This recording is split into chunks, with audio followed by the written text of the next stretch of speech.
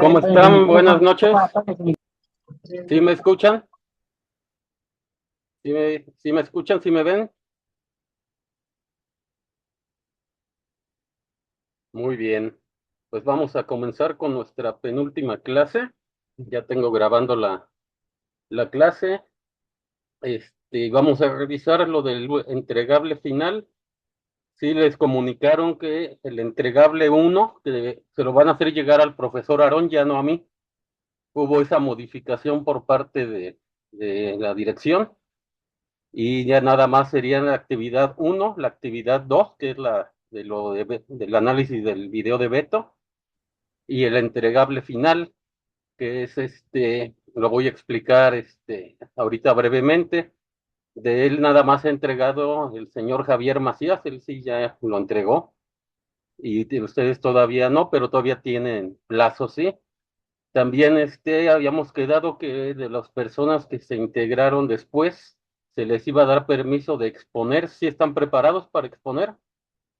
Creo que es el equipo de Claudia y de Andrea. Sí, son ustedes, ¿verdad? Los que faltan por exponer.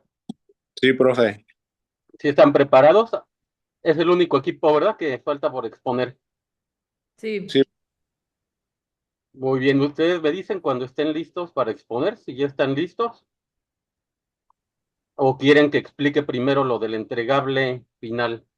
Por favor, quiere. explique lo del entregante. Es que Muy bien. vengo entrando a mi casa, acá son 2 horas menos. Ok, Entonces, gracias. voy a compartir pantalla para entrar a la plataforma, ¿sí?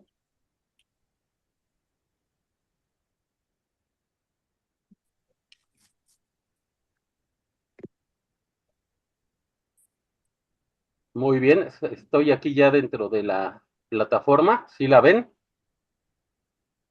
Y es lo que es el último entregable que van a entregar, que es una guía de instrumentos de valoración en el tratamiento de adicciones. Que esto que son unos test que ustedes van a aplicar, pero ahorita no los van a aplicar en otra materia, en la de expediente, donde sí los van a tener que aplicar.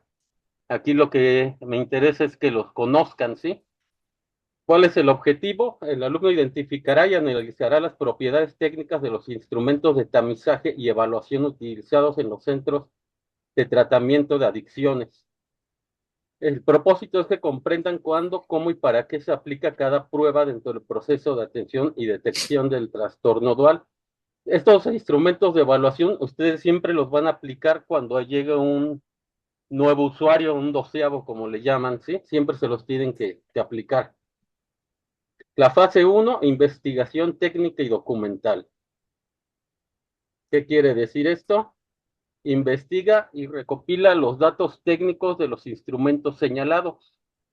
Deberás realizar una búsqueda profunda en los manuales de la CONASAMA 2025, la OMS y los baremos oficiales. Yo creo que aquí se equivocaron. Bueno, son los formatos oficiales de los inventarios de Beck. Fase 2, instrucciones para completar el cuadro comparativo. Una vez localizada la información, descarga y completa el cuadro comparativo siguiendo estrictamente estos criterios para cada columna, ¿sí? Elementos a incluir en el cuadro, el instrumento, con colocar el nombre completo y las siglas oficiales, el objetivo, para qué sirve, el tiempo de aplicación. Todo esto viene ahí en lo que se les, aquí ahorita vamos a ver más adelante. Las dimensiones, escalas, que especifica qué es lo que se mide, y la referencia de qué manual o guía se extrajo la información. Fase 3, análisis y correlación clínica con base en el cuadro realizado y contestar las preguntas. Una vez completada la investigación y el cuadro comparativo, hacer un análisis crítico sobre la relación entre los resultados de los instrumentos y la toma de decisiones en el tratamiento. Y respondiendo a las preguntas.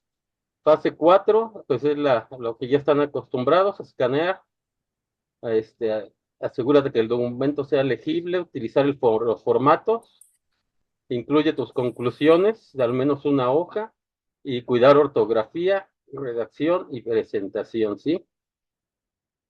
Y acá, aquí más adelante vienen los videos. Son cortitos, como pueden ver, de 3 minutos, de 5 minutos. Este video corresponde al inventario de ansiedad. Este corresponde al ASIS, este al inventario de depresión y este al de balance decisional. Luego, aquí también en estos, todo lo que es PDF es para descargar, ¿sí? Por ejemplo, lo más que casi todos sí están largos, ¿sí? Este tiene 73 páginas, que es el ASIS. Luego tenemos también el manual del consejero, este son 144 páginas. Tenemos también el del CONASAMA, son 59 páginas. Acá tenemos el diagnóstico y tratamiento del trastorno depresivo en el adulto. De este son 63 páginas. La norma 028, 71 páginas. Todo esto aquí van a tener que investigar. Y este es lo que tienen que entregar. La portada oficial, que ya se la saben, ¿no? Y esto es lo que hay que llenar. Por ejemplo, aquí viene cada uno de los tests. Tienen que poner aquí, ¿para qué sirve? ¿Qué es lo que se mide con este test, el de balance decisional? ¿Cuál es su tiempo de aplicación aproximada? Principales características y menciones que evalúa. Y la fuente, el manual autor, o sea, de dónde lo tomaron la información, ¿sí? Este es el cuadro. Y acá vienen lo que tienen que hacer de llenar estas preguntas, ¿sí? Como ven, toda la información ya está aquí en la plataforma. Y por último, acá van a poner ustedes su conclusión final. ¿Hay alguna duda con lo que es esta última tarea? ¿No, no hay ninguna duda? ¿Sí está muy claro lo que se tiene que hacer? ¿A usted le costó trabajo hacerla, señor Javier?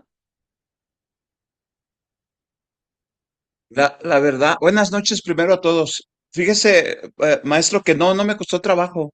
Más bien, me dio más conocimiento, me agrandó mi saber de esto. Está muy interesante.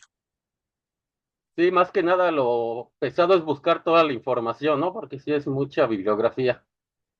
Sí, es un poco tedioso, pero ahora con la información que tenemos en las redes sociales y los manuales que usted nos mandó, la verdad, nomás hay que dedicarle tiempo. Pero sí se encuentra fácilmente esa información. Así es, maestro. Muchas gracias, Javier. No, de nada, Bueno, maestro. Gracias. entonces, para que ya pasemos a la exposición de los compañeros, nada más, ¿sí quedó claro lo que tienen que hacer en esta última tarea? Sí, profesor. Ok. Entonces voy a dar la función para que puedan compartir pantalla, ¿sí?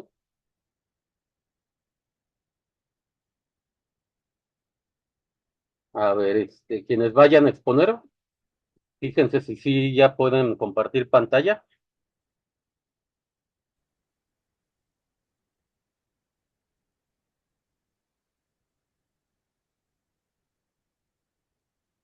Sí, un segundo, maestro. Ya la estamos.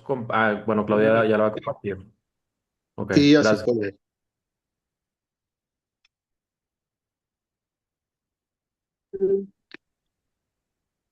Ok, bueno, pues yo soy Andrea y aquí está Adrián y nuestro equipo es Víctor, Benítez, José Gonzalo y Claudia Preyer. Em, pues vamos a platicar un poquito del caso de Beto.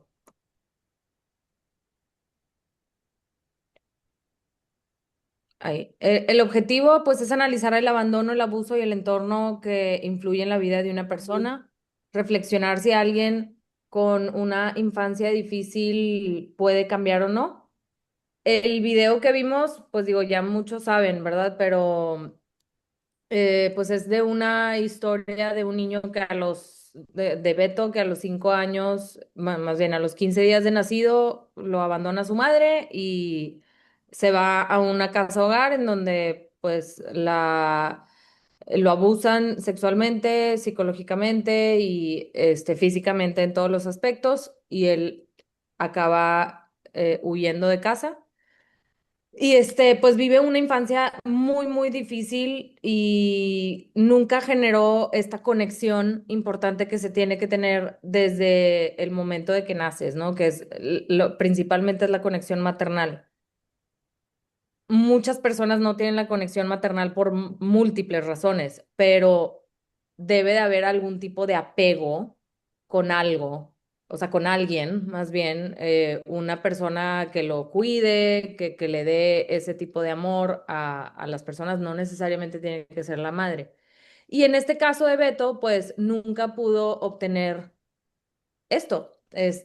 No tuvo su apego a la madre y a las personas que lo debieron de cuidar, pues fallaron rotundamente, ¿verdad? Estuvo completamente expuesto a la violencia, al abandono y podríamos decir que por esas razones desarrolló estas conductas delictivas y pues consumo de sustancias, etcétera.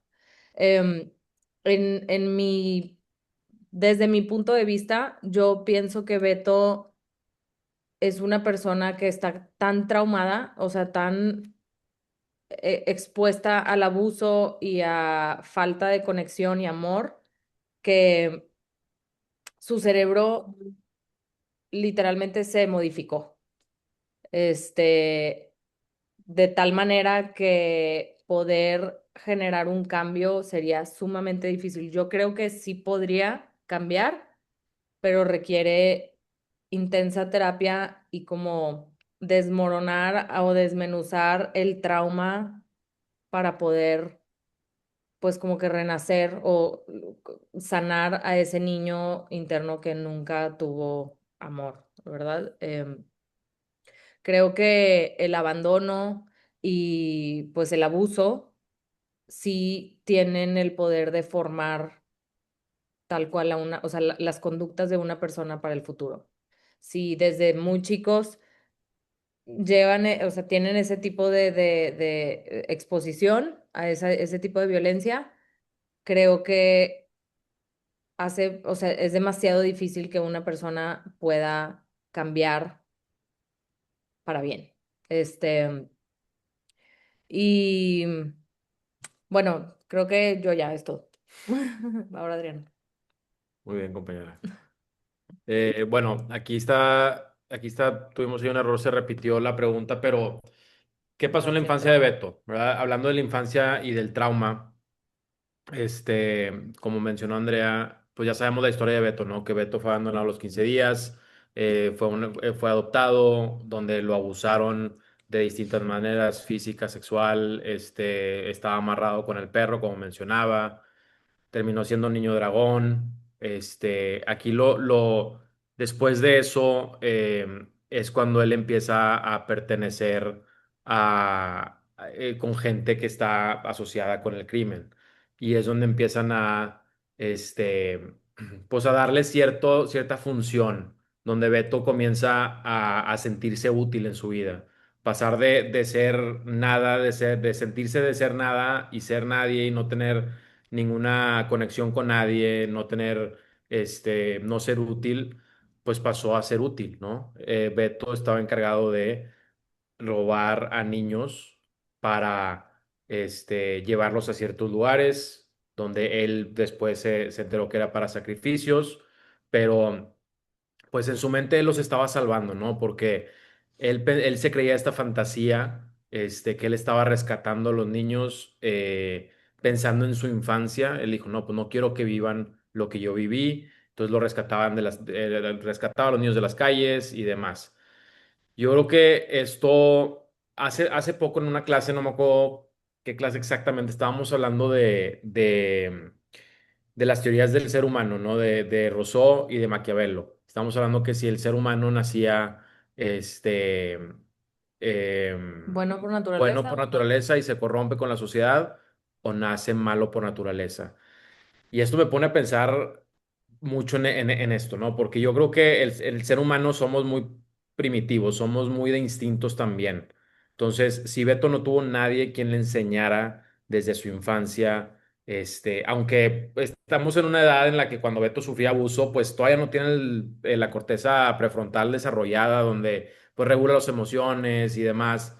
Entonces, pues Beto no aprendió qué es lo que era bueno y qué era malo. Él nada más vivió en un ambiente hostil de violencia, eh, y no necesariamente podemos saber si era bueno o malo, pero yo creo que Beto vivió en un ambiente de tanta hostilidad que su recurso, básicamente su recurso subconsciente fue sacar lo primitivo, ¿no? El instinto para sobrevivir.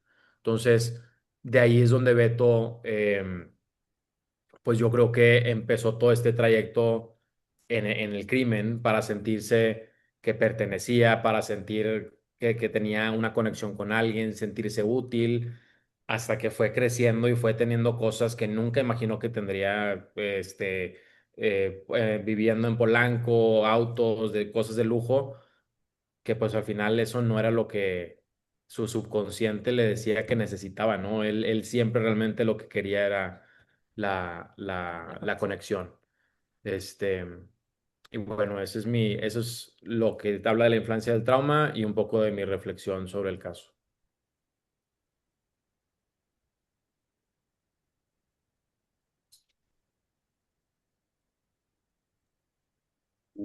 Los de sus demás compañeros no van a exponer. Sí, Sí, puede profe, ser yo. el número 3, González, o el 4, perdón. Buenas noches, profesor, compañeros. Este, en esta diapositiva, dice factores de riesgo que influyen: la falta de amor y cuidado, la violencia constante, la pobreza, entorno inseguro, influencia de malas compañías y falta de educación emocional pueden generar una vida de violencia, adicciones y frustraciones. Em, La historia de Beto comparte que creció sin su primer sociedad, su primer núcleo familiar, ¿no? La primera sociedad, pues, es el papá, mamá. Creció sin afecto, creció sin las necesidades básicas como es material, salud, educación, ¿verdad? Y lo más importante, afectivas, ¿verdad? Sigo leyendo la diapositiva, dice impacto del trauma, consecuencias. El trauma cambia la forma de pensar y sentir, dificulta para confiar en otros, dificultad para confiar en otros, falta de empatía, conductas agresivas, consumo de sustancias y problemas con la ley. Eh, Beto se fue formando parte, eh, puede decir así, como un carácter para enfrentar la vida. Empezó a absorber lo que en su núcleo social fue adoptando, ¿no? En las etapas diferentes de su vida y en los departamentos de su vida. Él creció con esa idea de que por ahí en parte de la entrevista dice que él sintió un placer, ¿sí? Al haber asesinado a la persona, a su violador. Beto en una infancia fue víctima, ¿verdad? Y en una segunda se volvió victimario, ¿verdad? Él empezó a dañar, ¿sí? A través de impulsos tal vez de rencor, de odio y de resentimiento, ¿verdad? En conclusión, puedo compartir que Beto, sí puedo creer que le pudo haber llegado parte de la ayuda, ¿sí? En el trayecto de su vida a través de que estuvo en el dinero, involucrado en narcotráfico, en todo tipo de situaciones que le llenaban ese vacío instantáneo, porque no fue, ahí están los resultados, donde está. Sí le ha de haber llegado la ayuda en algún momento, pero él la rechazó. Yo estoy seguro. Sí, y aquí la pregunta que comparte parte de la actividad, que si él puede cambiar, sí creo que pueda cambiar, pero es un proceso, siento yo, como lo comparte mis compañeros, este, su cerebro fue atrofiado de alguna manera, eh, su sistema nervioso, su forma de percibir, pero sí, yo creo que sí en el fondo puede tener una voluntad, requiere de voluntad personal y rendición. Sí, porque al final de la entrevista se puede ver que dice que si lo volvería a hacer. No hay un arrepentimiento genuino y no hay como que esa compasión hacia la gente que hizo daño. Entonces, si en el factor de él hay voluntad y rendición a su vida pasada, puede realizar un nuevo modo de vida. Nosotros comúnmente, bueno, lo dice parte en un libro de William James, que necesita el colapso del ego para que pueda haber un removimiento de emociones, ¿verdad? Un cambio de vida. Y pues esa es mi participación y pues le cedo la palabra a mi compañero Gonzalo o Claudia, no recuerdo bien. Gracias por su atención. Ok. Buenas noches. ¿Sí me escucha? Sí. Sí, Buenas noches. Mi nombre es José Gonzalo y aquí yo tengo una forma de pensar respecto a lo del caso de Beto. ¿Qué hay detrás de su comportamiento? Dice, es una historia de sufrimiento, de miedo y de dolor, de soledad y de ira acumulada. Todo esto trajo como consecuencia la maldad y la frialdad para cometer crímenes impensados.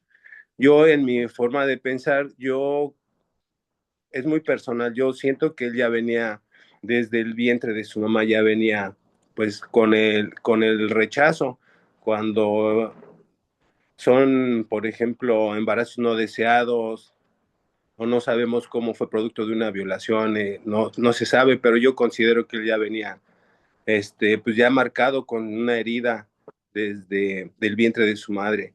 Cuando es abandonado, entonces eso sí también lo marcó, pero considero que también lo marcó más la violación, el abuso sexual fue la que, a donde empezó el miedo, yo considero eso fue el miedo.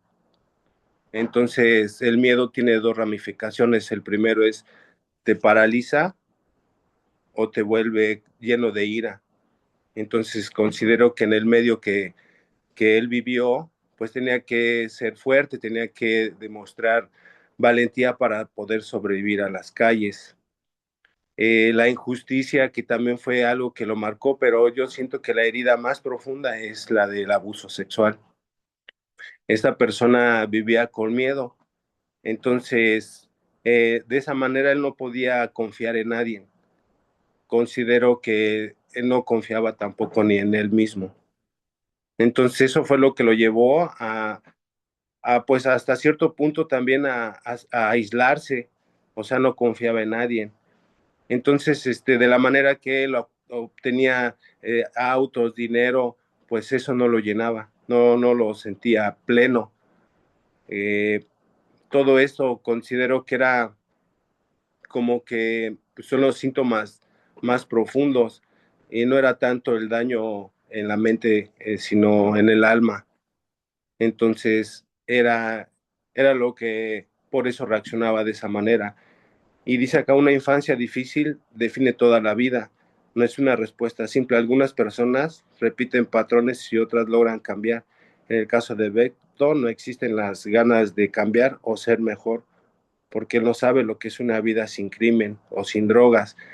Yo considero que Beto sí puede, sí es posible hacer que sienta diferente, o sea, que sienta diferente en una parte espiritual. En la parte de la espiritualidad, considero que sí puede cambiar. Eh, También me he dado cuenta que tiene unas gruesas capas en su mente de no confiar y de no creer. Entonces, trabajar con Beto sería una forma de trabajar con, pues con el sentimiento, o sea, hablar del sentimiento, hablar de cosas más profundas y llegar a atravesar todo ese marasmo que tiene la mente o todo ese como nudo y poder las palabras que lleguen hasta el fondo que viene siendo, ya sea en el corazón, en el alma, donde algo lo pueda hacer sentir, el hacerlo sentir, podría ver la vida diferente. Eso es lo que puedo compartir en el caso de Beto. Muchas gracias por su atención. Continúa Claudia Prele.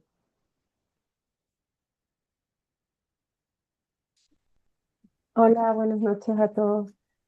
La siguiente diapositiva dice, es posible cambiar, sí, pero se requiere apoyo emocional, terapia, oportunidades y la más importante es la decisión personal. El cambio es difícil, pero no imposible. O sea, una persona para cambiar de verdad tiene que desearlo y creerlo, de corazón, de estómago, de cabeza, de todo. Si no está ese compromiso, es un poco difícil, creo yo. Eh, bueno, hay casos que en los centros terapéuticos a veces llevan a personas obligadas y aunque ellos en ese momento no quieren cambiar, a través del tiempo sí lo hacen. Pero creo que la forma más efectiva es cuando alguien realmente quiere cambiar. Y en la reflexión final, la conclusión es el trauma infantil deja huellas profundas, las personas no nacen malas, el entorno influye mucho, el cambio es posible con ayuda y comprensión. Eh, Personalmente yo creo en que las personas no nacen malas, sino que su familia, el entorno, si es que la madre consumió drogas durante el embarazo, eso es algo que afecta al ser humano y puede traer consecuencias malas. En el caso de Beto, a mí me causó mucho impacto, me dio mucho dolor por lo que le hicieron a él y lo que él hizo después.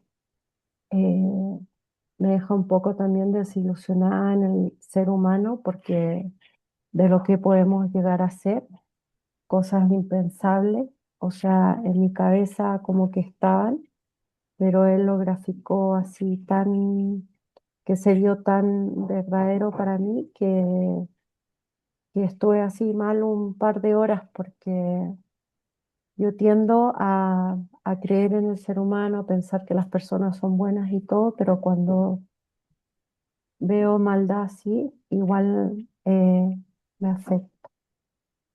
Y eso yo creo que Beto está bien donde está porque él no quiere más, o sea, eso es lo que él conoce, le acomoda, vive bien, lo dijo él cuando le preguntaron, creo que si él quería pensar salir o algo así, él dijo, ¿para qué?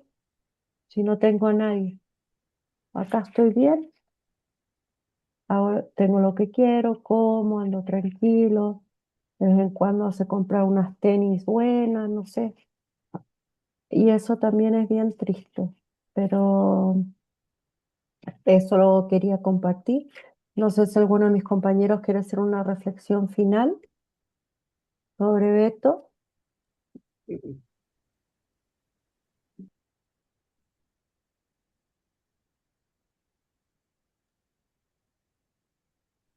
Em, pues nosotros, yo concuerdo con todo lo que ha dicho el equipo. Nada más, igual y faltó mencionar o sea, el tema de las drogas, el abuso de las sustancias. Creo que utilizaba esto pues para claramente llenar un vacío que tenía Beto y porque pues al final de cuentas no le quedaba de otra, no conocía otra alternativa. Este, pero también concuerdo con lo que dice Claudia. con un buen apoyo emocional y que él tenga la decisión de cambiar y que se responsabilice de sí mismo, a pesar de su historia y su abuso, podría llegar a cambiar.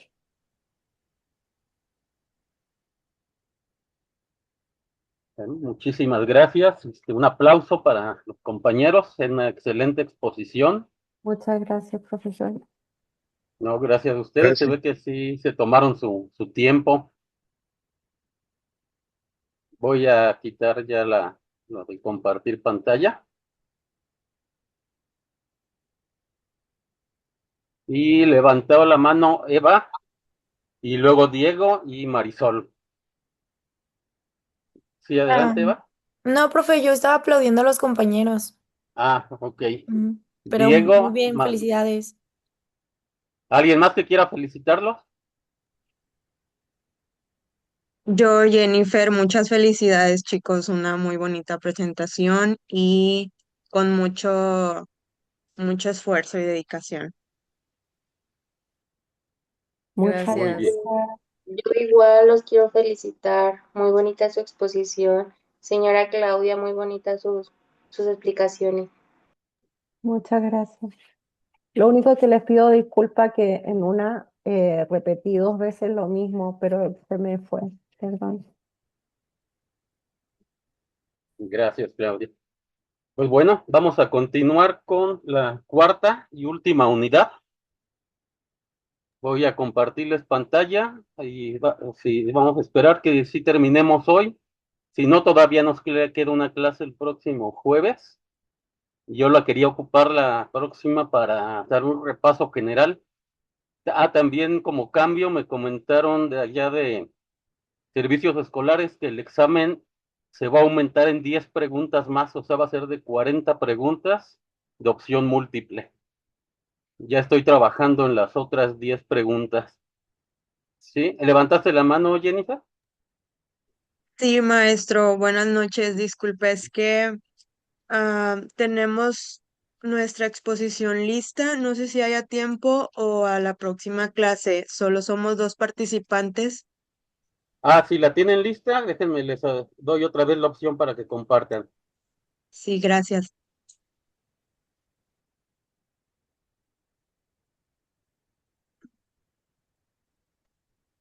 Listo, ¿eh? Ya pueden compartir.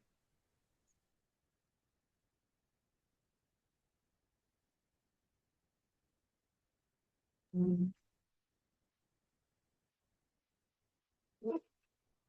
Mm,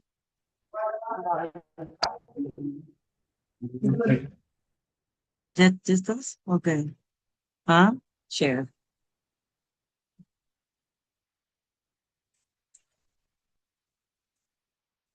Ay, güey. Mm.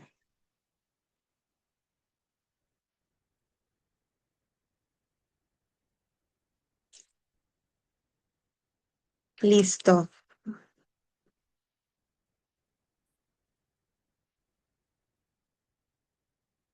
Mm, sí, me escuchó, ¿verdad? Sí, sí te escuchas y vemos bien la presentación. Ok. Mm, buenas noches, mi nombre es Jennifer y esta presentación habla sobre la historia de Beto.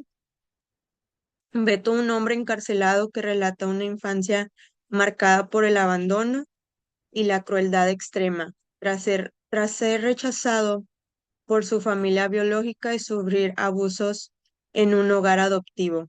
Se refugió en las calles de la Ciudad de México, encontrando sentido de pertenencia únicamente entre otros marginados que habitaban en las cantarillas. Bueno, aquí de lo que habla es sobre el abandono. En este caso muestra cómo una persona puede llegar a desconectarse emocionalmente hasta el punto de normalizar la violencia, de negar el arrepentimiento o preferir el aislamiento antes que el vínculo humano. Eh, ya sea familiar, afectivo, social, como nos muestra aquí en esta diapositiva, deja a un niño sin una base emocional. En el caso de Beto, pues generó su vacío afectivo, afectó su desarrollo emocional, dificultando distinguir entre lo correcto y lo incorrecto, y provocó pues posibles heridas psicológicas como el miedo, la desconfianza de personas a su alrededor o depender hacia figuras que sí le brindaban atención, aunque fueran negativas, como bien decía ahí de el jefe, ¿no? Em, la, las segundas diapositivas las va a compartir la compañera Gabriela. Mm, Sí, buenas noches. La segunda habla de la influencia del entorno, el entorno en el que creció después del secuestro, que fue determinante para la vida de esta persona. Fue expuesto a la violencia como algo normal, lo que favorece la desensibilización, el que él ya no sienta nada. Cuando mataba a las personas, cuando secuestraba, cuando llevaba a los niños, cuando los robaba de los hospitales. O sea, él dejó de sentir cualquier tipo de emoción o de sentimiento. Recibió adiestramiento para matar, lo que reemplazó los valores sociales por reglas de supervivencia. O sea, él vivió toda la mayor parte de su infancia en las coladeras y en ese lugar pues regía pues la ley del más fuerte, ¿no? La falta de alternativas reforzó la idea de que este estilo de vida era el único al que él podía aspirar. La siguiente, por favor. Las consecuencias en su vida. La combinación de abandono más el entorno violento suele producir distorsión moral. El daño a otros se percibe como parte del trabajo o la vida diaria. Las dificultades para reintegrarse a la sociedad. Posibles trastornos psicológicos como estrés postraumático, ansiedad y problemas de identidad.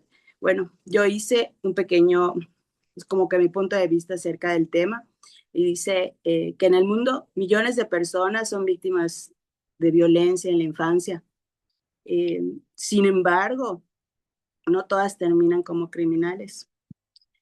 Habemos muchas personas que tuvimos la misma infancia y tuvimos una vida diferente o tomamos decisiones diferentes. Esta frase que es muy sonada de la infancia es destino, yo creo que es totalmente falsa y no justifica todo el daño que los criminales ocasionan a las personas, que muchas veces no ni siquiera tienen un vínculo como para hacerles tanto daño. Romantizar la historia de Beto no está mal, pero tampoco culparlo del todo. En la vida y en la historia de Beto vieron muchas fallas, no solo del sistema, sino de su familia, del entorno social, de la sociedad.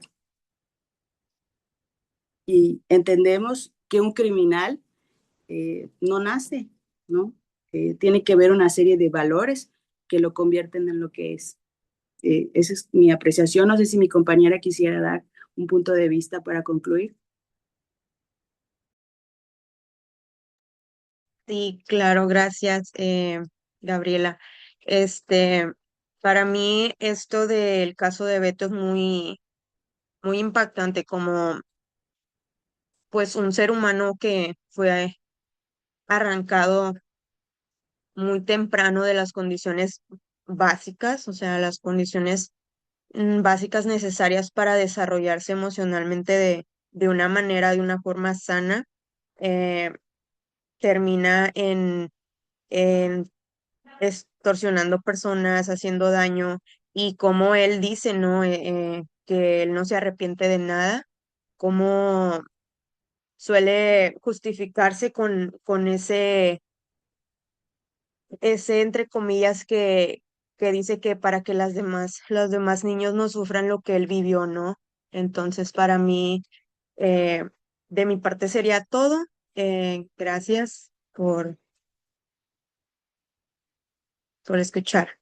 Mm. No, pues muchas gracias a ustedes. Voy a dar la opción ya para que dejen de compartir. Y pues un aplauso para ustedes, que fue doble esfuerzo porque nada más tuvieron ustedes dos solitas.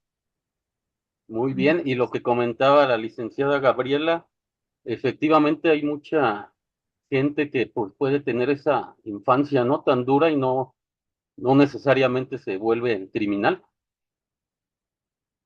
Es muy cierto lo que comenta. Ana, ¿levantaste la mano? Le iba a preguntar, profe, que si nos daba chance de exponer la próxima clase, ya para tener todo listo. O en esta, no, en esta de una vez. Si pueden exponer ahorita, de una vez. Entonces les doy otra vez la opción de compartir pantalla.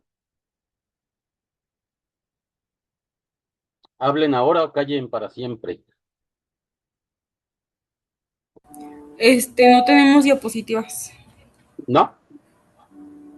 Entonces exponen así, sin diapositivas.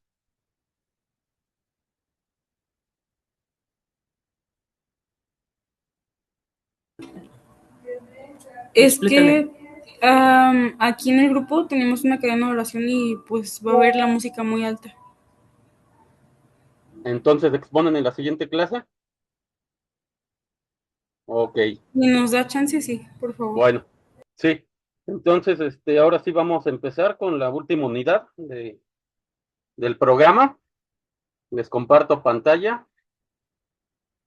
Es lo referente a la unidad 4. Muy bien, ¿qué es? Intervención y evaluación de la psicopatología en consejería de adicciones. El subtema 4.1, definición y alcance de la intervención en psicología de las adicciones. La intervención en psicología de las adicciones es un proceso terapéutico estructurado basado en la evidencia que busca modificar conductas adictivas, químicas o comportamentales y sus causas subyacentes. Su alcance abarca desde la detección temprana, prevención y motivación, hasta la desintoxicación, rehabilitación y reinserción social, enfocándose en la autonomía y mejora de la calidad de vida. Definición de intervención en adicciones. Proceso psicológico es la aplicación de técnicas profesionales para ayudar a comprender, reducir o superar el consumo de sustancias o conductas de adicción, ya sea el juego o la tecnología, como ahorita ya ve que hay mucha gente que se adicta al TikTok, al celular o a la tablet. Enfoque integral no se limita al consumo, sino que aborda aspectos emocionales, cognitivos y conductuales subyacentes, como traumas o salud mental. Está basada en la evidencia, utiliza estrategias contrastadas como la terapia cognitivo-conductual, motivación, para asegurar su eficacia.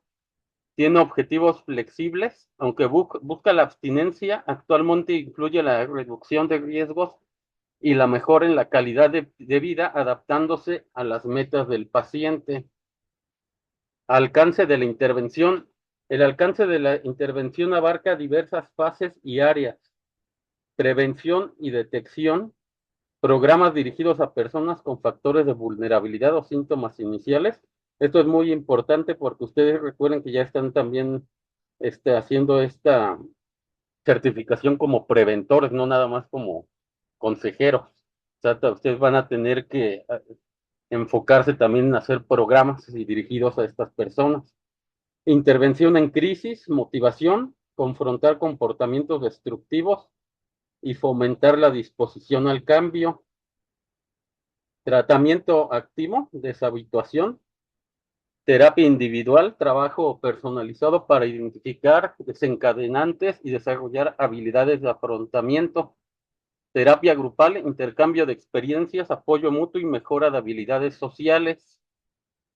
Si se fijan, mucho de esto es de la función del consejero y del preventor en adicciones. Sí, es muy importante este tema, porque es muchas de las tareas que se tienen que hacer, van a tener que hacer ustedes ya que estén certificados. Prevención de recaídas, herramientas para resistir y mantener el cambio a largo plazo.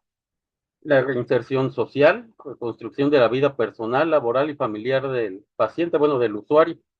Es todo pues si se fijan, es todas las funciones que se hace como consejero y preventor. Apoyo familiar, intervención con el entorno cercano del paciente. ¿Cuáles son los principales enfoques terapéuticos? Pues tenemos la terapia cognitivo-conductual, es efectiva para modificar patrones de pensamiento y conducta adictiva. La terapia motivacional, que fortalece la voluntad y motivación para el cambio. Y la terapia psicodinámica, que explora patrones inconscientes asociados a la adicción, que esto es la clásica del sofá, ¿no? De que el usuario hace asociación libre, o sea que está hable y habla hasta que le llega el insight, ¿no? Que le cae el 20 y dice, se debió a esto. Es la que se busca en su pasado, ¿sí? Que fue lo que pudo ocasionar que cayera en la adicción. El alcance del psicólogo en este campo incluye el acompañamiento durante todo el proceso de recuperación, que puede durar años, con el fin de reconstruir las áreas afectadas de la persona. Ojo, es el alcance, pero del psicólogo, ¿eh? Muy bien. ¿Hasta aquí alguna duda? Dejo de compartir un momento para oír opiniones. ¿Alguna duda de lo que vimos en el 4.1? ¿Los escucho? A ver, voy a preguntar si hay alguna duda. Nicolás, hoy no te he escuchado.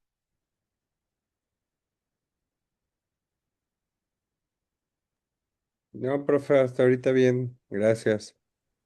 Gracias. Nachito.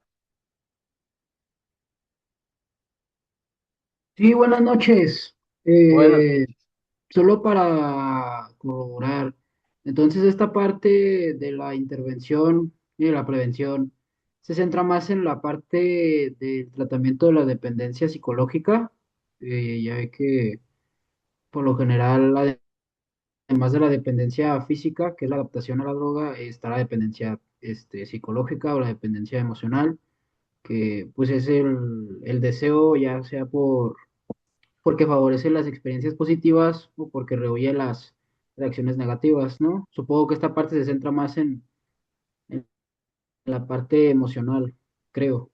Solamente es duda. sí, sí, sí, como dices, y mucho de lo que fue descrito ahí, pues es parte del trabajo de ustedes como consejeros y preventores. Ya nada más lo que es la terapia, ya como terapia, recuerden que esa nada más la puede dar o el psiquiatra o el psicólogo.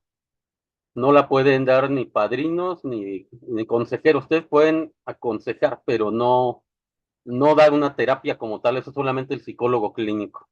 ¿Sí? Vamos a pasar al 4.2, comparto pantalla.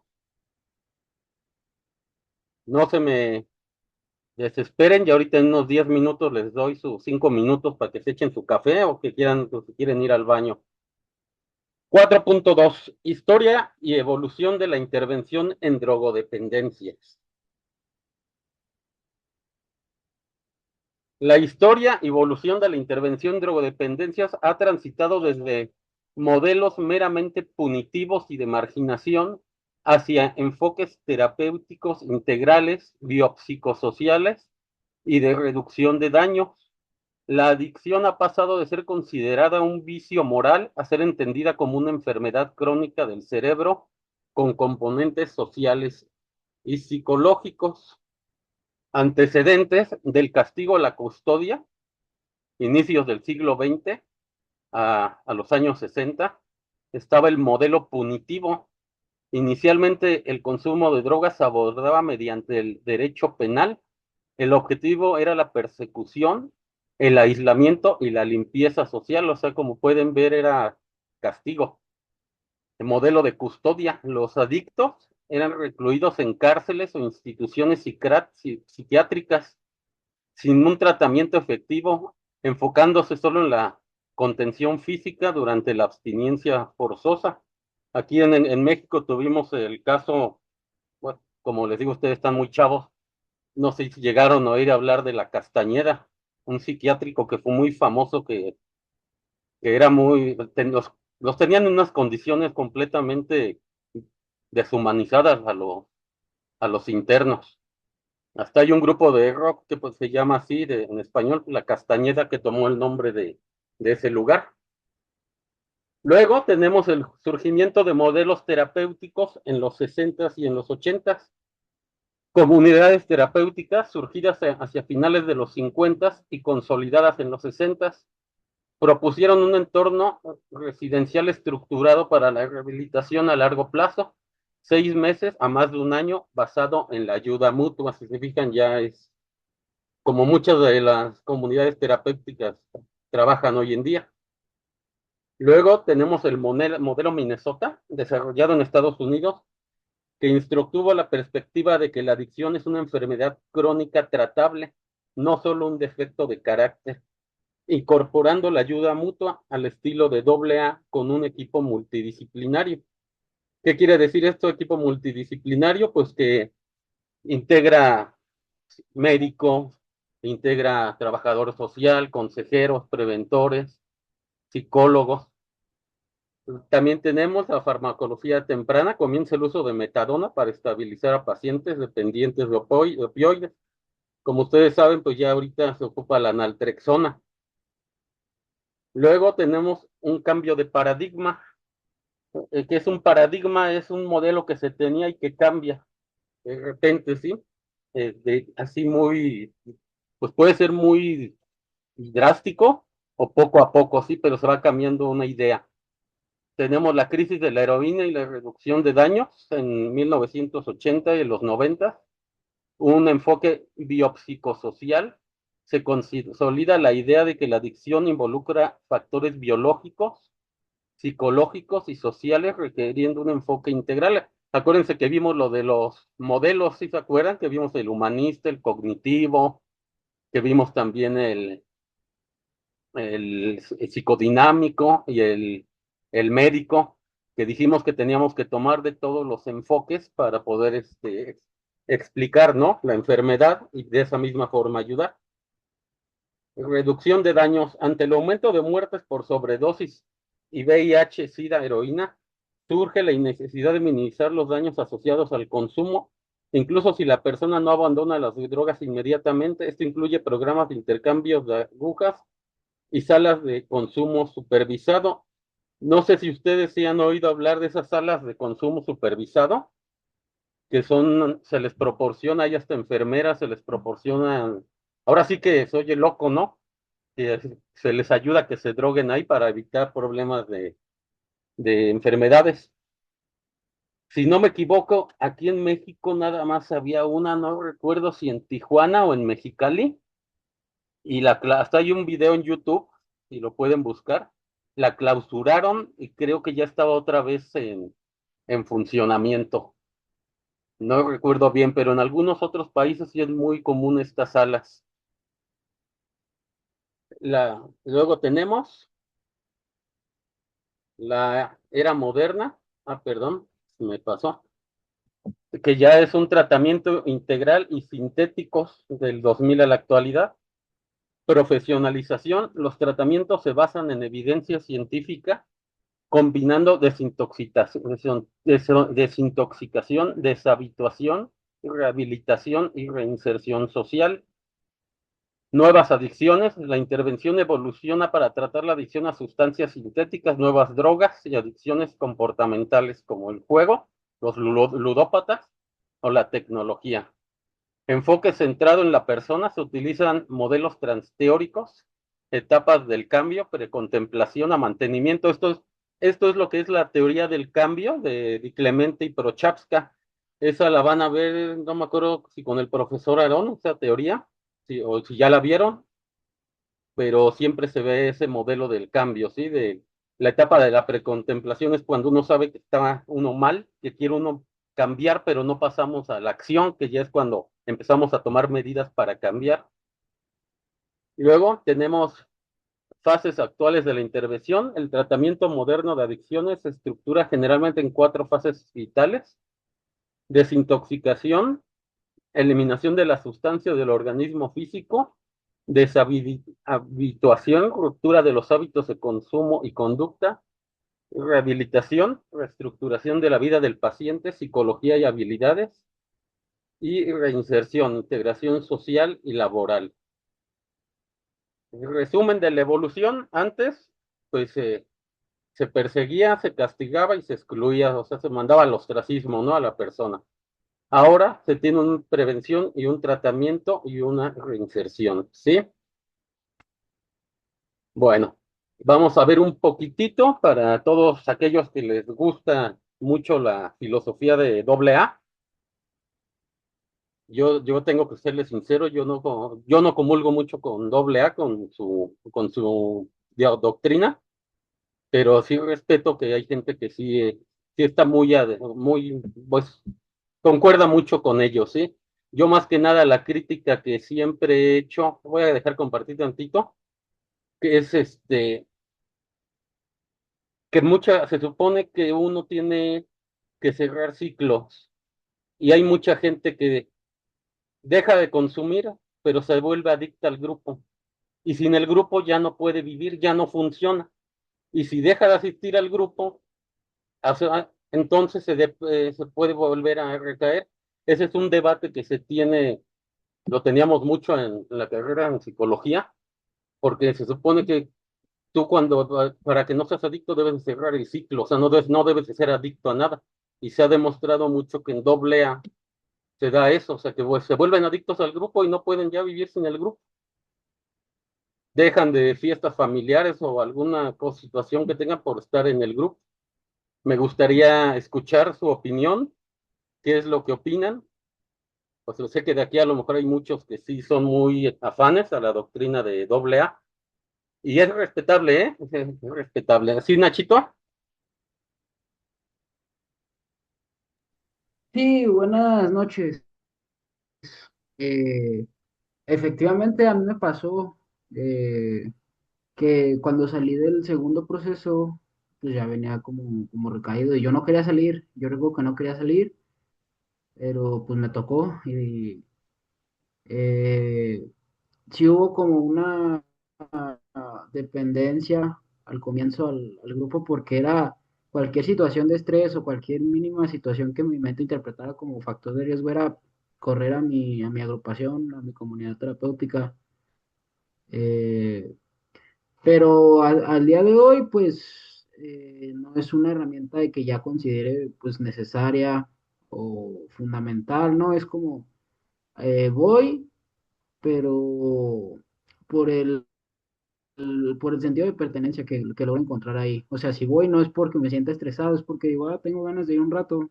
eh, y siento que he encontrado ese equilibrio, pues, con todo, porque me pasó primero con el grupo, con la comunidad.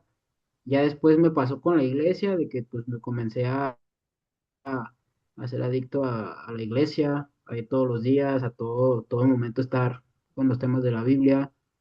Pero también siento que ha logrado encontrar un equilibrio. En la terapia doble A, lo único que me ha funcionado es la literatura.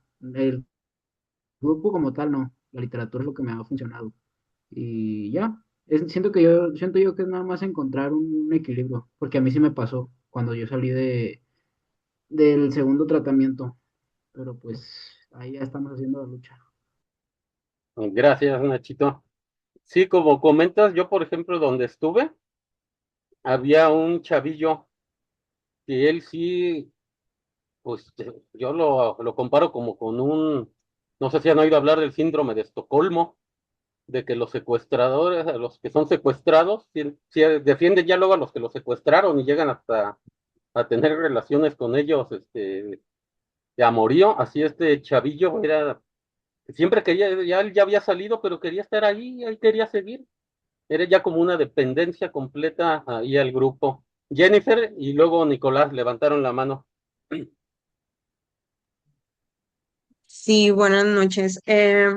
Bueno, yo desde mi experiencia, así como comentaba el compañero, mm, el salir de una clínica de rehabilitación, eh, pues es muy difícil para las personas que llegan como recaídos.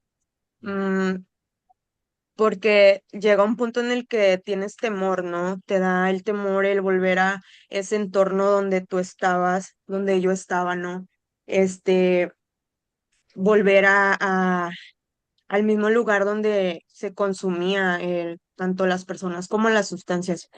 Este, a mí me está sirviendo mucho, yo tengo poco que salí, eh, y la verdad es que a mí me está funcionando mucho el quedarme un rato, ¿no? El quedarme en contención, pero poder tener la libertad de salir, ¿no? De salir y hacer mis cosas, de estar estudiando, eh, el que la, el que el grupo de aquí me ayude me apoye, ¿no? A estar eh, limpia, a dar una junta, pero tampoco depender de eso, o sea, también hacerte responsable de, de diferentes cosas, ya sea tu familia, en lo social, en la escuela, en las responsabilidades.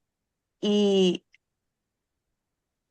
para mí es algo muy impresionante el que, como estaban diciendo en otra clase, ¿no? Que estamos aquí en estudiando, ¿no? Esto porque también nos sirve a nosotros. Bueno, a mí en lo personal me ha estado sirviendo bastante aprender como para reforzarme y ayudar a las demás personas, que primeramente me está ayudando a mí.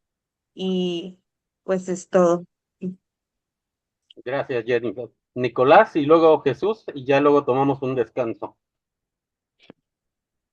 Gracias, profe. Pues es que sí es un, ay, no sé, yo creo que sí es un tema porque, pues al inicio sí te dicen de tu casa al grupo y del grupo a tu casa, ¿no? Y pues sí al inicio o sea, sí funciona para poder estar limpio y romper el ciclo de recaídas, porque pues a mí sí me costó mucho poder estar limpio, estar limpio al inicio, pero por ejemplo ahorita, justo hace rato en la tarde, una amiga que quiero mucho de mi grupo, por ejemplo yo ahorita estoy en grupo virtual, ¿no? Yo no estoy en grupo presencial, entonces ya tengo, pues este es como el segundo año que estoy en grupo virtual, llevo como año y medio en grupo virtual nada más.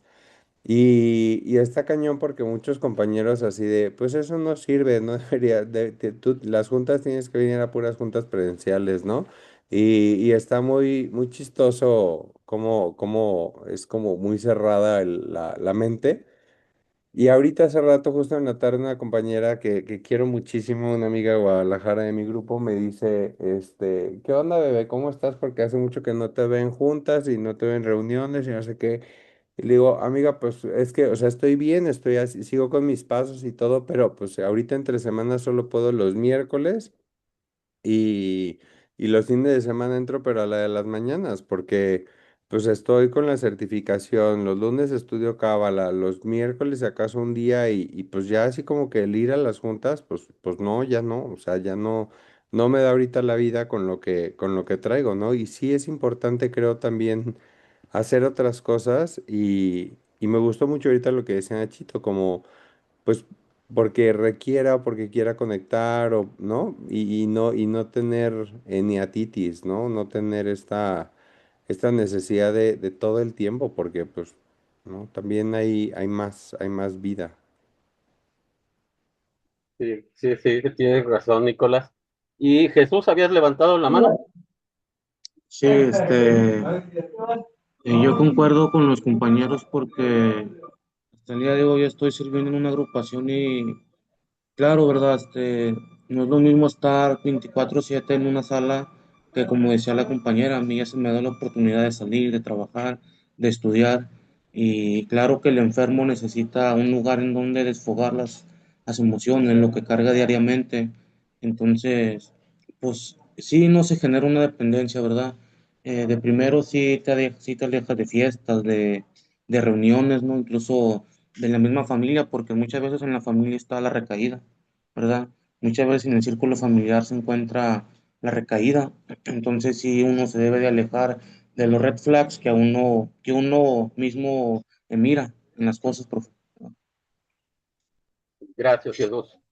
Sí. Pues vamos a tomarnos unos 5 minutitos para Vive, que si quieren vive. ir al baño, quieren tomarse un agua o algo.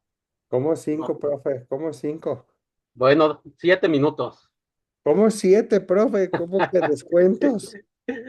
Bueno, 10 minutos para que vean. Eso, profe. Sí, porque no sé allá donde ustedes viven, pero al menos aquí en Celaya es un calor de los mil diablos. Ahorita me voy a echar un vasote de agua de piña que tengo en el refri porque se siente horrible aquí.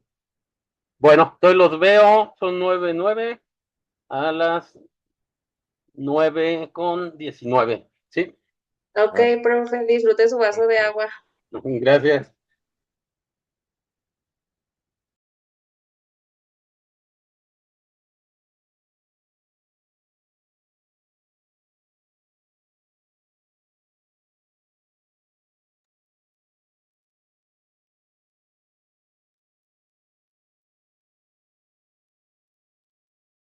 ¿Listo, listo?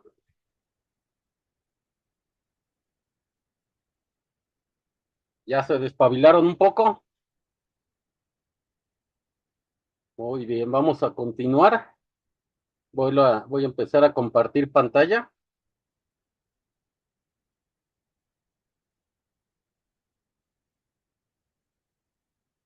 Entonces quedamos que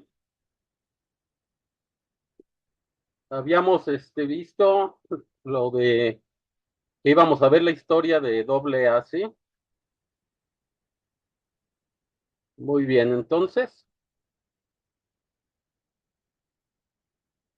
el grupo Oxford fue un movimiento cristiano evangélico de principios del siglo XX, fundado por el ministro luterano estadounidense Frank Buchman, que sirvió como base fundamental y antecesor directo de Alcohólicos Anónimos. Los fundadores de AA, Wilson y el Dr. Bousdick, formaron parte del grupo Oxford antes de establecer su propia organización en 1935. Aquí se detallan los puntos claves de su relación. Fundamentos compartidos. Muchos de los principios de los 12 pasos de AA provienen de las prácticas del grupo Oxford, tales como hacer inventarios personales, admitir errores, hacer enmiendas, orar y ayudar a otros, conocidos en el grupo como los 4 absolutos: honestidad, pureza, altruismo y amor. La conexión de la sobriedad. Wilson logró la sobriedad gracias al apoyo de miembros del grupo Oxford y a su vez llevó estas soluciones espirituales al Dr. Bob en Akron, Ohio, en 1935, lo que marcó el inicio de AA. Evolución a AA. Mientras el grupo Oxford era un movimiento religioso más amplio, AA se especializó en el alcoholismo, volviéndose no denominacional para acoger a personas de todas las religiones o sin ellas, a diferencia del enfoque evangélico original del grupo Oxford. Separación. A finales de la década de 1930, los fundadores de AA decidieron separarse del grupo Oxford para evitar conflictos religiosos y para centrarse exclusivamente en la recuperación del alcoholismo, desligándose de la estructura del rearme moral, nombre que adoptó el grupo Oxford después. En resumen, el grupo Oxford proporcionó el suelo espiritual y las prácticas esenciales que Bill y el Dr. Bob adoptaron para crear el programa de recuperación de AA. Muy bien, dejo de compartir pantalla. ¿Habían escuchado ustedes hablar ya de esto, del grupo Oxford, que fue pues el antecesor del AA? ¿O es nuevo para ustedes? ¿Sí, Diego y Oscar? ¿Sí lo habían oído hablar? No, profe, no lo había escuchado. Es nuevo para nosotros. ¿Alguien más apenas vio de dónde viene AA? ¿Sí, Jesús? Bueno, aquí en la literatura decía que Bill W. fue paciente muchas veces de los grupos Oxford, hasta que no encontraba liberarse del alcoholismo, que fue lo que sucedió como el despertar espiritual. Ajá, sí. Sí, como ven, pues el grupo Oxford pues fue el antecesor, ¿no? El que le dio las bases. Bueno, vamos a continuar con el tema 4.3.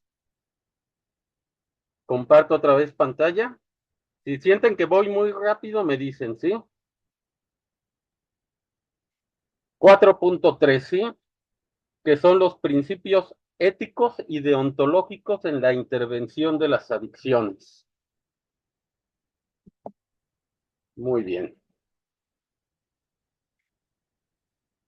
Dice, un código deontológico. Presten atención porque es pregunta de examen.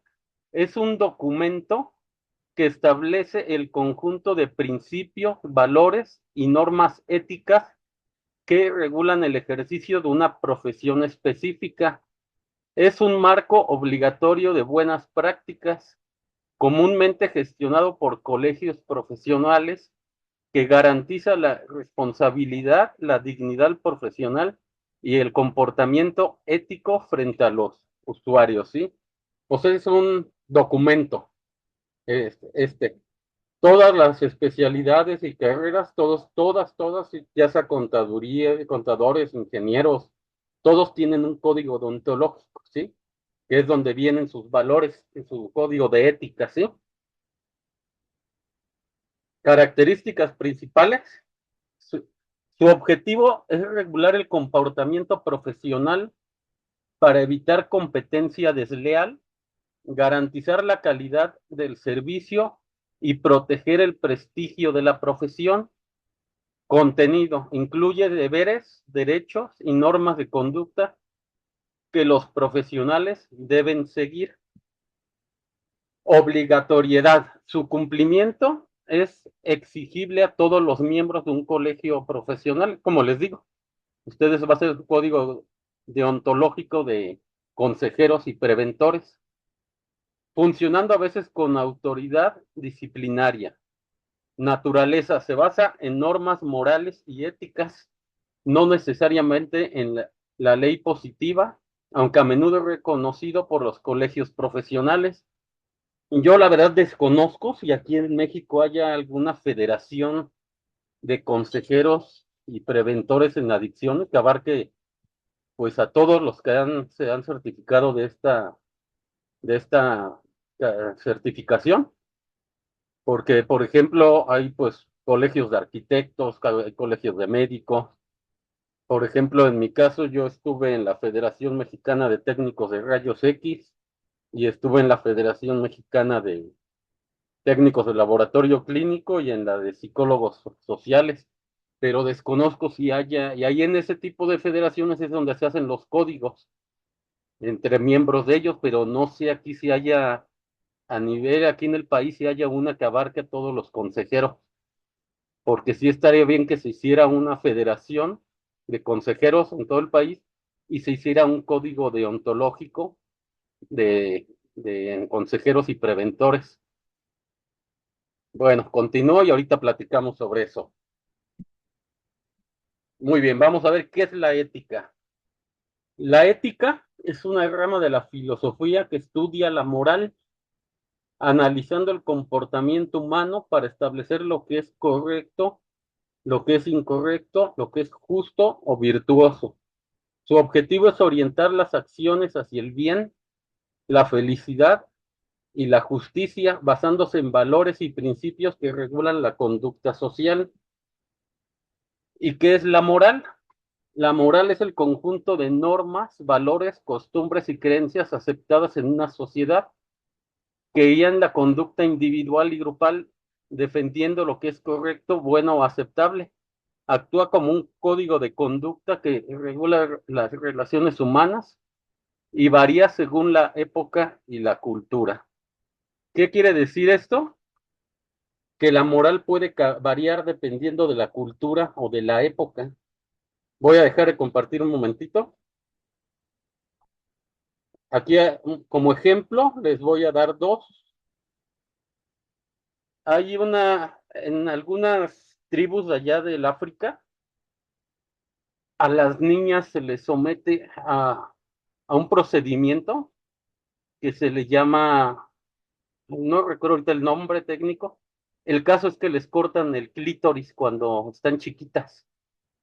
Y es algo normal ahí, o sea, es una tradición en esas tribus africanas, ablandación creo que se llama, y es algo que, por ejemplo, para ellos está bien, según su moral está bien, pero en nuestra sociedad es algo que lo vemos como muy, como algo muy grave, ¿no?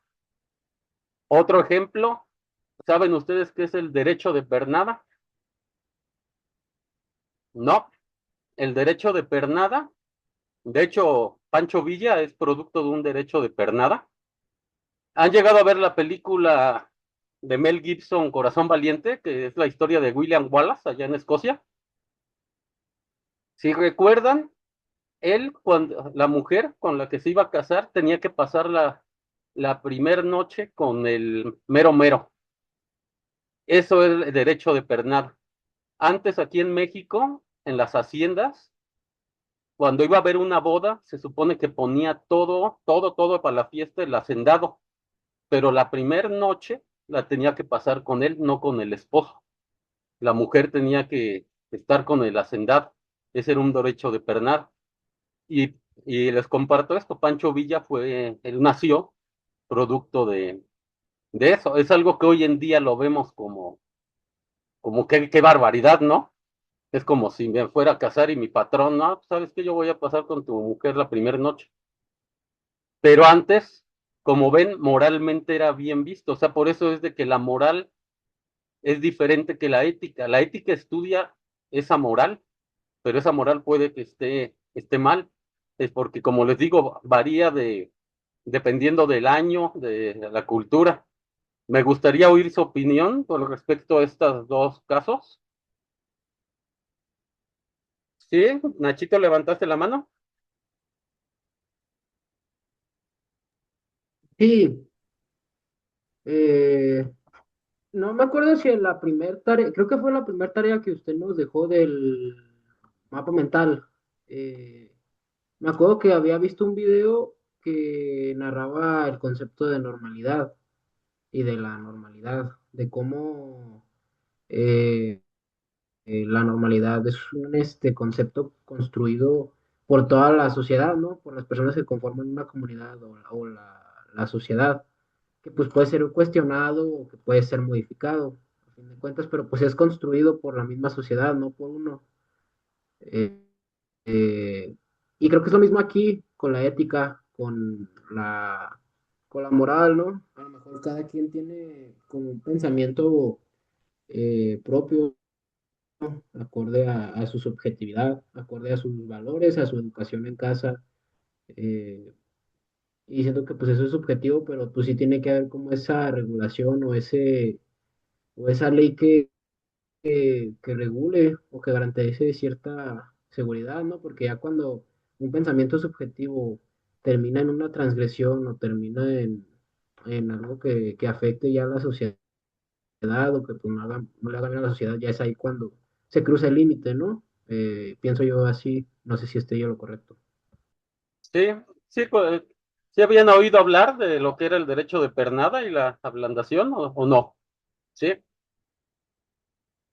bueno. Sí, eso siempre me gusta usar esos ejemplos para que vean que la moral puede cambiar conforme la sociedad y la época. Voy a seguir compartiendo para seguir, vamos a ver más ejemplos de la diferencia de ética y moral.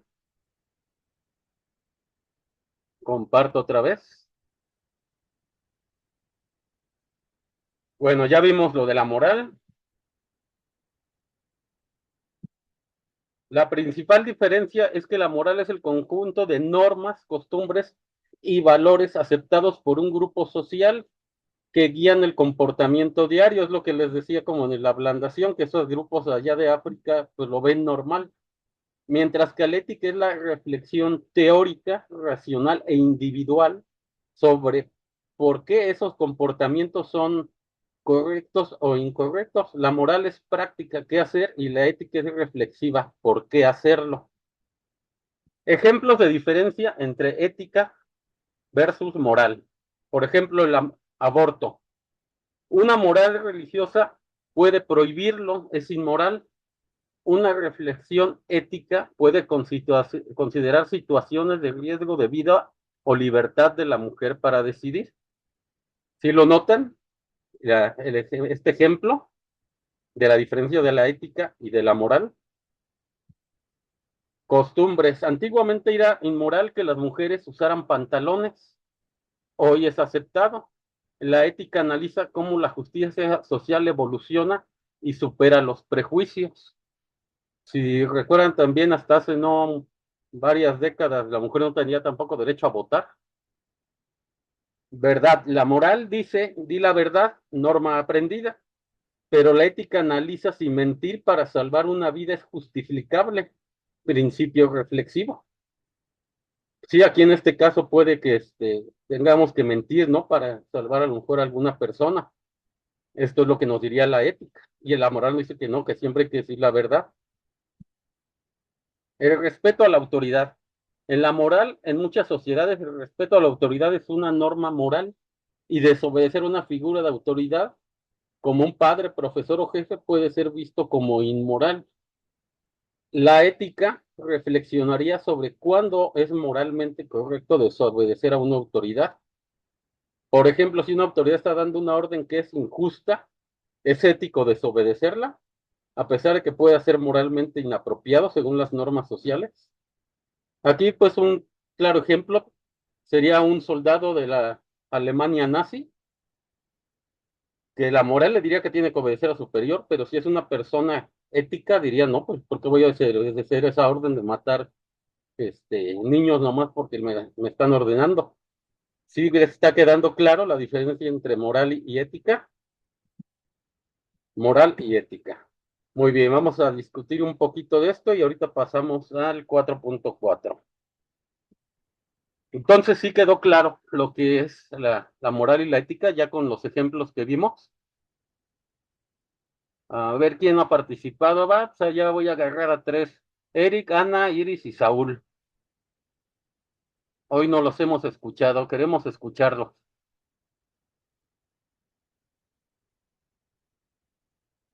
Creo que la imagen se les congeló. Bueno, entonces vamos a oír a Diego y Oscar. ¿Qué opinan de lo de ética y moral? ¿Sí quedó claro? Los queremos escuchar, Diego y Oscar. Hola, hola, buenas noches, maestro. Creo que sí es algo un poco complejo, ¿verdad? Lo de la ética y la moral, pero pues poco a poco, ¿no? Yo pienso que somos personas que pues tenemos y crecemos con principios, ¿no? Y creo que también entra un poco lo de los valores, ¿no? El cómo crece uno y ahí sobre la moral. Pero sí les quedó claro, ¿verdad? Los ejemplos. Ya, Sí, todo bien, profe. muy bien. Janet, tú en tu carrera de enfermera también tienen un código deontológico, ¿verdad? Sí, profe. De hecho, ahorita que estaba usted hablando de ética y moral, sí me identifiqué porque yo estuve trabajando un tiempo en una clínica de monjas. Entonces, las monjitas, ellas eran, pues obviamente, trabajaban más el área de ginecología, trabajaban más partos y todo.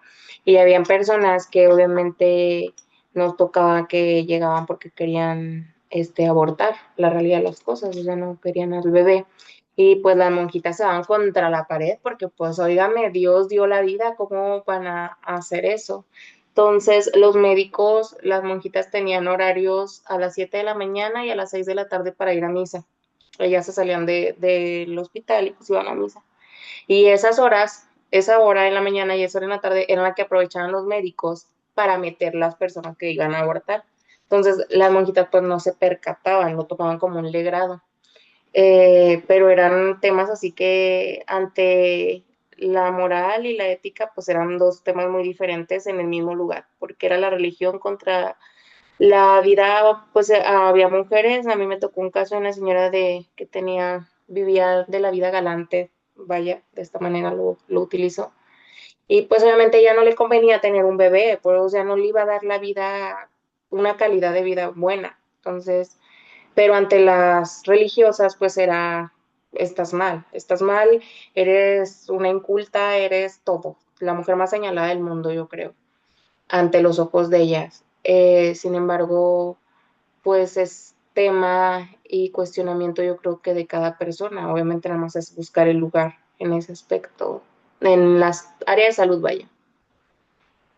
Muchas gracias, Janet. Nos diste un muy, muy buen ejemplo de lo que es ética y moral. ¿Alguien que más quiera compartirnos algo así que haya tenido que se haya tenido la experiencia como un conflicto entre la ética y la moral? ¿Nadie? ¿Alguien que quiera compartirnos otra experiencia como Janet? ¿Nadie? ¿Nadie? Bueno, entonces compartimos pantalla y ya vamos a tocar, creo, el último tema de todo lo que es el programa. Otra vez les comparto. Muy bien, el 4.4, factores psicológicos y sociales en la intervención de las adicciones. La intervención en adicciones es un proceso complejo y multidisciplinario que aborda la conducta adictiva no solo como una dependencia física, sino como una enfermedad multidimensional influenciada por factores psicológicos y sociales. La efectividad de la intervención depende de abordar tanto la gestión interna del individuo como su entorno y red de apoyo. Factores psicológicos en la intervención se centran en los procesos internos cognitivos y emocionales del individuo. Gestión emocional, abordar la ansiedad, depresión, estrés, sufrimiento emocional y la falta de herramientas emocionales para lidiar con situaciones adversas. Cogniciones y creencias, modificar pensamientos disfuncionales, expectativas positivas hacia el consumo, baja motivación al cambio y falta de un proyecto de vida. Control conductual, fortalece la capacidad de autorregulación y la toma de decisiones frente a situaciones de riesgo. Personalidad y trauma, tratar comorbilidades psiquiátricas, patología dual, bajas autoestima. Factores sociales en la intervención se centran en el contexto relacional y ambiental del individuo, entorno familiar, intervenir en dinámicas familiares desestructuradas, falta de apoyo, codependencia o antecedentes familiares de consumo, red de apoyo y reincorporación, fomentar grupos de ayuda mutua, como lo que es narcóticos o alcohólicos anónimos, apoyo de pares con experiencia vivida y la reconstrucción de lazos sociales positivos. Presión de pares y grupo social, gestionar la influencia de amistades y la necesidad de encajar en un grupo que consume sustancias. El contexto socioeconómico, abordar el desempleo, el bajo nivel educativo, la falta de oportunidades y el entorno de vivienda. Estrategias de intervención psicosocial, las intervenciones eficaces suelen combinar ambos factores. Tenemos también la terapia cognitivo-conductual enfocada en modificar los pensamientos y conductas que llevan al consumo. La entrevista motivacional diseñada para aumentar la motivación intrínseca al cambio. Manejo de contingencias, refuerzo positivo, incentivo para mantener la abstinencia. Terapia familiar y de pareja, involucrar a la familia para mejorar la comunicación, el apoyo. Grupos de apoyo y reinserción, programas que facilitan la integración social y el empleo tras la desintoxicación. La intervención debe de ser personalizada, ya que la adicción es un fenómeno multicausal y cada paciente requiere un abordaje adaptado a su realidad personal y social. Todavía tenemos el 4.5. Hasta aquí vamos bien, ninguna duda. Y vamos a ver el papel del consejero en adicciones, competencias y habilidades. Un consejero en adicciones guía a personas con trastornos por consumo de sustancias, ofreciendo apoyo individual, familiar y grupal para desarrollar estrategias de recuperación, crear un entorno seguro y no juzgador, enseñar habilidades para la vida, todo desde una perspectiva de salud. ayudando a identificar causas y prevenir recaídas. El papel del consejero en adicciones es fundamental en el proceso de rehabilitación, ya que actúa como guía, apoyo y facilitador del cambio para personas con trastornos por uso de sustancias. Este profesional combina conocimientos técnicos con habilidades socioemocionales para ayudar a los usuarios a superar la dependencia, involucrando a menudo a la familia y coordinando servicios de salud. 12 funciones fundamentales del consejero en adicciones. 1. Evaluación. Determinar si el usuario es apropiado y elegible para ser admitido en el programa. 2. Admisión. Completar los formularios de admisión, evaluación y otros formularios del programa. Divulgar información y asignar un consejero. Y aquí es donde ustedes como consejeros van a aplicar los test de lo que es el entregable que tienen que entregar, la última tarea, el ACIS, el balance decisional, el BEC. Ustedes también son los encargados aparte de llenar todo el expediente con las hojas de ingreso y consentimiento y todo, tienen que aplicar los test.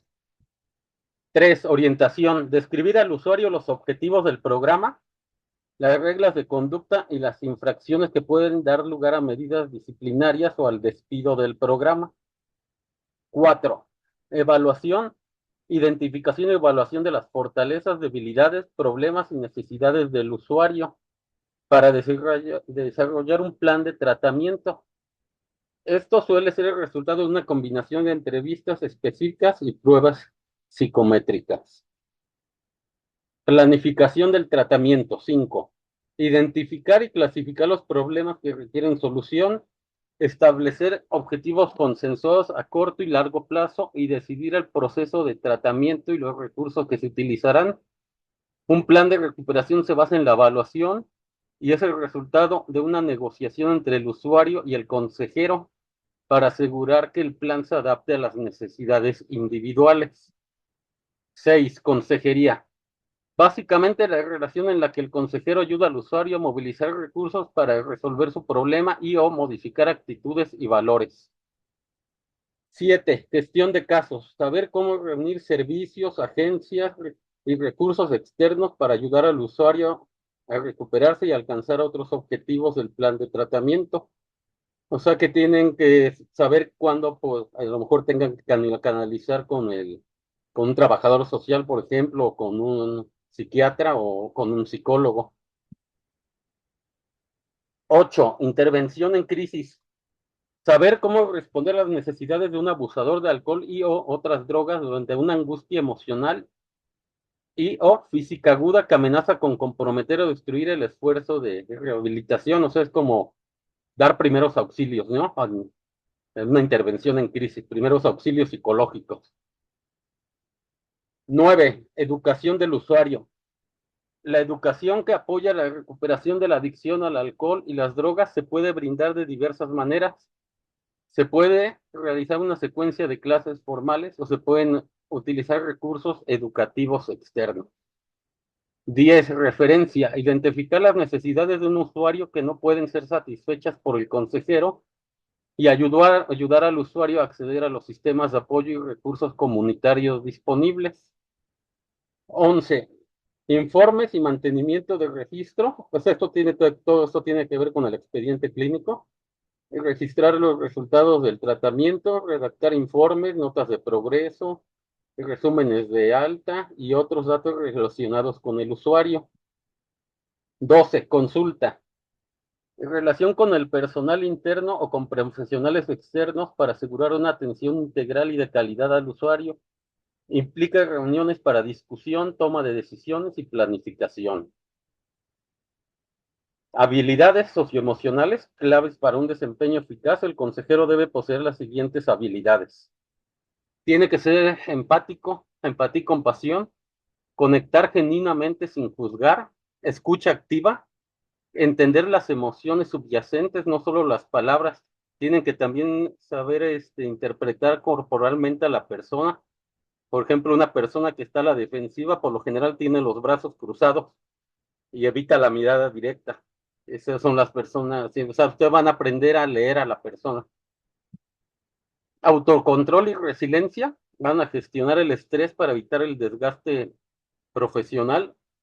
De hecho, es recomendable porque, por ejemplo, nosotros los psicólogos, sobre todo los clínicos, ellos tienen que estar en terapia permanente con otros psicólogos porque como están cargando con todo lo que les cuentan sus pacientes, los usuarios, en el caso de ustedes como consejeros y preventores, sí también es recomendable que tomen de menos terapia con un psicólogo, de menos, porque van a estar oyendo, o sea, se van a estar llenando de mierda, como se puede decir. Y eso así los puede llegar a afectar, por eso sí es recomendable que ustedes tomen terapia una vez al año. Comunicación asertiva y afectiva, transmitir información clara y motivadora. Asertivo quiere decir que sean amables, ¿sí? O sea, la forma de pedir está el dar. Establecimiento de límites, mantener una relación profesional y equilibrada. Conocimientos y actitudes profesionales, pues esos son los que están adquiriendo aquí con este diplomado. Conocimiento técnico, que es comprender el impacto físico y psicológico de la adicción, así como las etapas del cambio. Las etapas del cambio es la que les comentaba de Di Clemente y Prochaska. Marco ético, adherirse a las leyes, reglamentos y políticas de confidencialidad. ¿Qué quiere decir esto? Que bajo ninguna circunstancia ustedes pueden andar dando información de lo que les cuente el usuario, así como si fueran chistes, o sea, es algo confidencial, ¿no? Que nada más ustedes lo conocen. Solo hay en algunas ocasiones en que se puede romper ese secreto de confidencialidad, que es cuando, por ejemplo, el usuario manifiesta que se va a hacer daño él mismo, que a lo mejor les dice que se quiere suicidar, o que va a dañar a alguien, que piensa matar a alguien. En esos dos casos sí se puede romper la confidencialidad. Y en un tercero, que la autoridad, por mediante algún documento legal emitido por un juez, le solicite información de ese usuario. Esas son las tres únicas formas en que pueden ustedes romper la confidencialidad. De lo contrario, es antiético y es hasta penal que ustedes anden manifestando información del usuario paciente, ¿sí? Motivación, fomentar una actitud de superación y un cambio a largo y mediano y corto plazo. El consejero trabaja en un entorno de colaboración, motivando al usuario a desarrollar habilidades personales para enfrentar situaciones de riesgo y prevenir recaídas. Y con esto ya terminamos todo lo que es el programa de la materia. Sí quedó entendido todo lo que creo que está muy claro, ¿no? Lo del papel del consejero. Dani, ¿quieres comentar algo?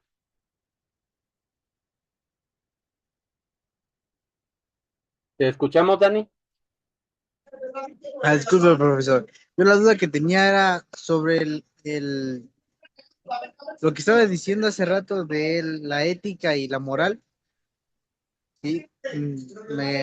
La moral yo le entendía que era como lo que era normal en esa época, ¿no? Lo que me decía de las mujeres en la India, lo que decía la compañera Janet del centro, en un hospital, creo.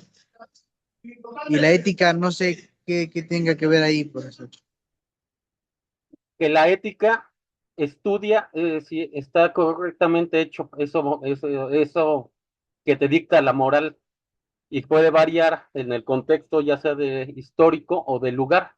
La ética se encarga de estudiar eso, si de veras se debe de hacer o no se debe de hacer. Como Muy la bien. explicación de por qué lo hacen. Ajá, exactamente. Y Gracias. sí, de nada, Dani. Con lo referente a este último tema de las funciones del consejero, ¿sí quedó claro? ¿Sí les quedó claro en qué casos sí se puede romper la confidencialidad?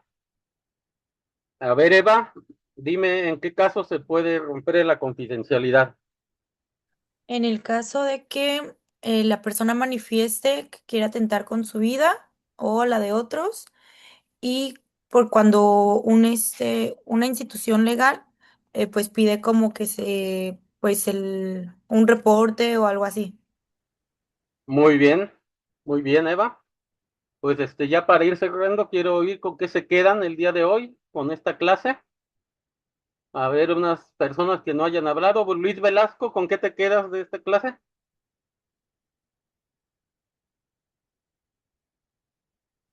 Sí, buenas noches, maestro. Yo me quedo con la diferencia de ética y moral. La verdad, tenía, bueno, sí tenía una noción de que era ética y moral, pero desde ya este punto más ramificado, más simplificado, ¿verdad? Con los ejemplos que dijo usted y los compañeros, ya me quedó un poco más claro cuál es la diferencia de cada uno, ¿verdad? Y Sí. que pues a veces se interpone la ética y la moral ante ciertas situaciones. ¿Y tu compañero, él qué opina? Sí, yo igual, maestro. De hecho, era lo que estábamos aquí platicando, mi compañero Luis y yo, de, pues la diferencia que existe, ¿no? Más que nada a nivel profesional, pues lo que es ético y lo que es moral, ¿no? Como muchas veces se cruza, o es una línea imaginaria, ¿no? Que existe pues, entre los dos conceptos, ¿no? Y depende de las situaciones como se puede tomar, ¿no? Sí, es una delgada línea que se puede romper. Muchas gracias por su participación. Igualmente. Abigail, ¿con qué te quedas el día de hoy? Buenas noches, profe. Pues yo me quedo con que la ética y la moral para mí es un paradigma, ¿no? Y yo creo que estas dos cosas se juegan mucho como, pues, en la parte de conveniencia. Entonces sí lo estuve como pensando ahorita por todos los comentarios que había comentado de, pues, de las chicas de África que les cortan su parte sexual, o sea, y también lo que estaban comentando la compañera Jennifer.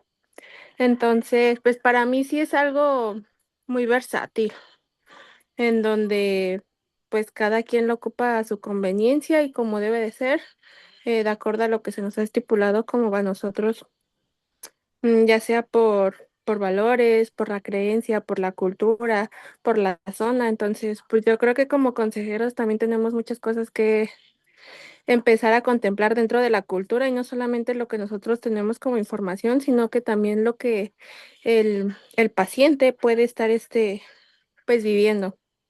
Nada más, profe, gracias. Gracias, Abigail. Como pudieron ver, pues son muchas las funciones en las que hace el consejero, ¿no? A eso todavía agréguele lo de preventor, porque ustedes ya no nada más van a ser consejeros, van a ser preventores. O sea, van a desarrollar programas de prevención de las adicciones.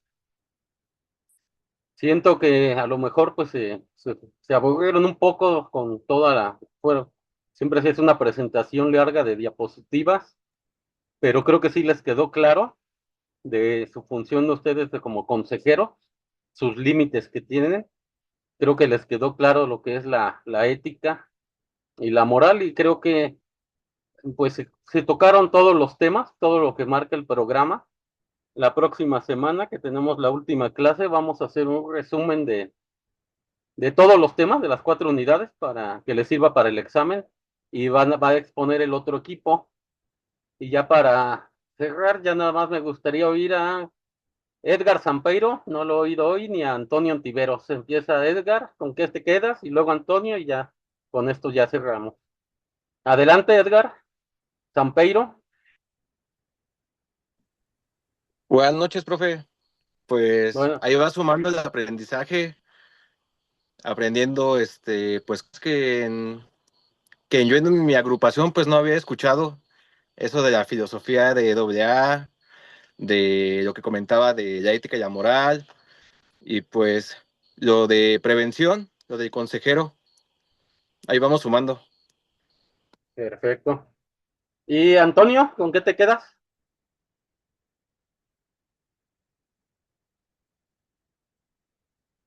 Yo con lo que me quedo, profe, es que no he escuchado ese tema de primer grupo de doble de Oxford.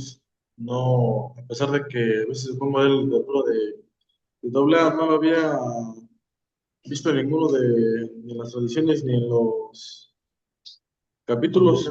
Nada más al inicio que cómo fue el doctor Bill y el doctor Bob. Me quedo con la parte de la diferencia entre la, lo de, de la filosofía, profe. Perfecto. Sí, sí, pues también se me olvidaba que vimos lo de la historia de doble A y que vimos también cómo el tratamiento de las adicciones, cómo antes era punitivo, cómo era de castigo, de que sáquenlo de la sociedad y métanlo en la cárcel o métanlo en el psiquiátrico. Y cómo fue evolucionando hasta lo que tenemos ahora. ¿Sí?